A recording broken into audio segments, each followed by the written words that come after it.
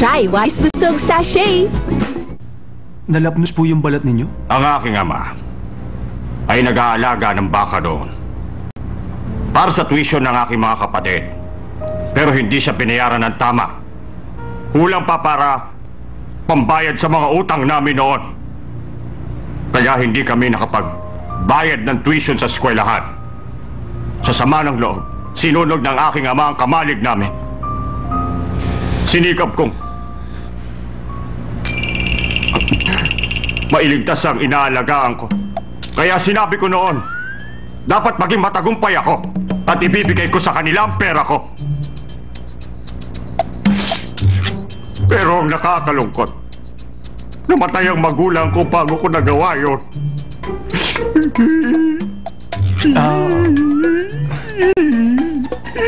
Ito po ang tissue. Alam ko po ang ibig nyo sabihin, pero hindi po talaga pwede. Ikinalulungkot ko po. Sandali! Sabihin mo, kayo ba ni Mr. Kang ay isang team? Plano niyo ba ito? Kilala mo naman ako, Patrick. Talagang babalikan kita uli. Ha? Masisira ka. Ay! Ugali nyo ba magbigay ng baka tapos mabubugbog nyo? Di ko mapapaniwalaan to. Okay, sige, gawin yung gusto nyo.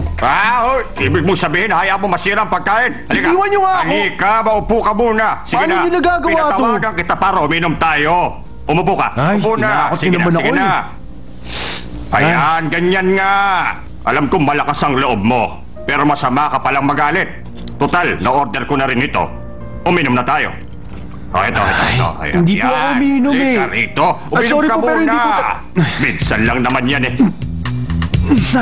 Masarap ano? Ang sarap ha? Ano po ba yun? Eto, isa pa. Isa pa. Okay na po ako, ayoko na. Sige na, minom ka na. Yan. Eto, sige. Sabay tayo. Yan. Eto,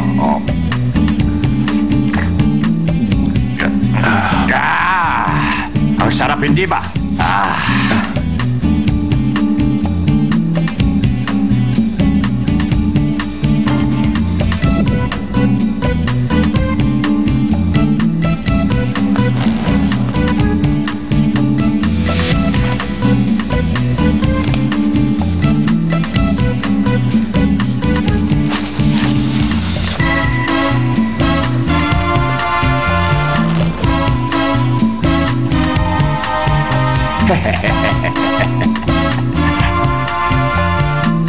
Ayun, Mr. John. Nakuha ko na rin si Patrick Lee.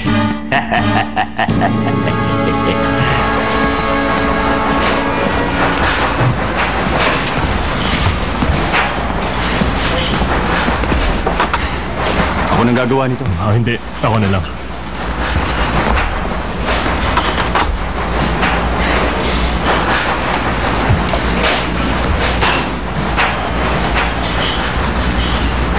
Heavenly soup?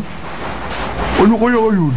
Ito ay isang royal dish gawa mula sa mga espesyal na parte ng ulo ng baka hanggang sa buntot at 15 medicinal herbs. Masarap ang lasa nito. Okay. Alam mo ba, isa siyang mabait na bata. Nagpakahirap pa siyang gawin yan para sa kanyang ama. Direktor, tama po kayo. Nakipagkita si Patrick kay Chairman Su tungkol sa kompetisyon. Kaya pala pumupunta siya sa lugar ni Mr. Kang. Talaga? Baliw ba siya? Sasali siya sa contest? Oo. Ang isang hamak na driver ng truck gustong sumali. Ang lakas naman ng loob niya, wala naman siyang binatbat. Direktor, hindi mo ba siya pipigilan? Hindi na kailangan. Hayaan na lang natin siya. Pero, sumagot na ba kay Chairman Su si Mr. Kang? Sasapi siya sa unam, Jung? Bakit? Sumagot na ba siya? Siyempre.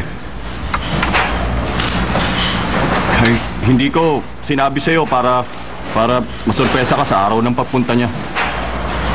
Oo. Pumayag na siya. Magaling. Asikasuhin mo siya. Oo.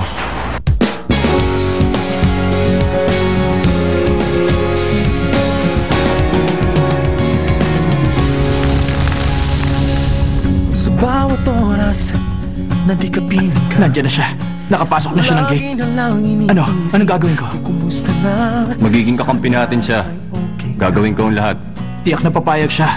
Paano kung malaman ni Director? Bakit? Isip sana Akala mo ba walang alam si Robert tungkol dito? sa tuwing Ano? ka'y Nagkita kami ni Chairman Su. lumalayo. Si Chairman Su ba? Puso ko Gusto ba niya na sumali ka dun sa contest? Sagutin mo naman. Kung ganun, lalabanan mo ang Wonam Jung?